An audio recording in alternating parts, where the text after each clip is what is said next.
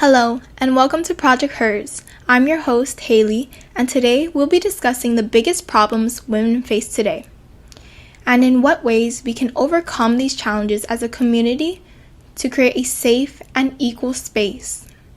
During this episode, we'll be looking into the various aspects of violence directed towards women and how we can solve and identify this issue.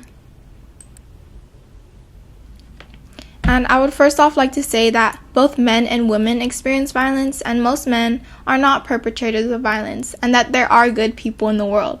However, there is statistics and agenda that support the idea of gendered patterns in violence. Globally, an estimated 736 million women, almost 1 in 3, have been subjected to intimate partner violence, non-partner sexual violence, or both at least once in their life. And this is 30% of women aged 15 and older. When I look at the statistics, that number is just so huge. And when I look at the age gap, it makes me feel some type of way because I'm in that younger range, and if I were to go through these experiences, I wouldn't know how to handle it. And I think that's why I want to bring awareness to it, because I feel like with information, we can combat these issues and we can decrease these statistics, and our children and ourselves don't have to be a part of these statistics. So violence can come in various forms, one of them being domestic and dating violence, and this refers to the violent behavior between current or former intimate partners, typically where one tries to exert power and control over the other, usually through fear. And I'm pretty sure that we all have seen this or experienced it with, it doesn't have to be with a partner, but we've seen it with, people trying to be the bigger one and trying to wear the quote-unquote pants in the relationship. But this violence can include physical, sexual, emotional, social, verbal, spiritual, and economic abuse. And like I said, it doesn't have to be between intimate partners. Another type of this violence is family violence. And this is the relationship between a child, a parent, your auntie, uncle, and whoever in your family. So partner violence accounts for 15% of all violent crimes. And 30% of women experience physical or sexual violence from their partners. So another form of violence is sexual assault and harassment. This refers to any type of behavior or contact that is sexual and occurs without consent of the recipient. And this usually occurs when a person is forced, coerced, or manipulated into any unwanted sexual activity. 17.6 to 18.3% of women in the U.S. experience rape. And of those, 54% were younger than 18. This includes children. If you think of this, it's extremely horrifying and disgusting to think about how, my siblings could be going through this, which is, I don't even want to think about it, and I don't want any of them to be a part of a statistic anymore. So the next type of violence is abortion clinic violence. And this refers to anti-abortion violence. And this is usually committed against individuals and organizations that perform abortions or provide abortion counseling. And we can see this in the reproductive rights, where people are protesting against Planned Parenthood to take away or to make abortions illegal in the states. So the next form of violence is hate crimes motivated not only by gender but sexual orientation and race. Indigenous or Alaska Native women report more sexual violence than any other group.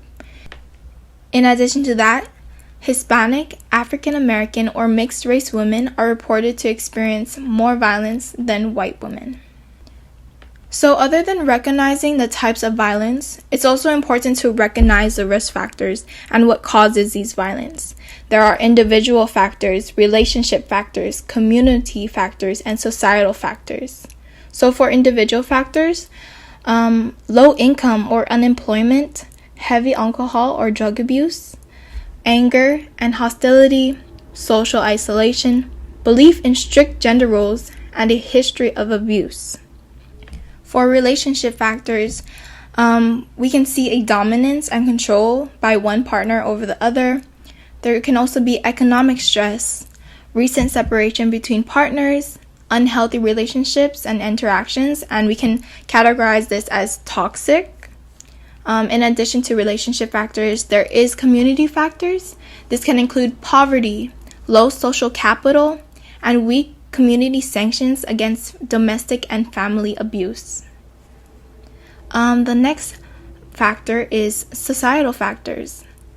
In some areas, there is a condoning of violence against women and rigid gender rules, including the men's control over decision-making and limits to women's independence in public and private life.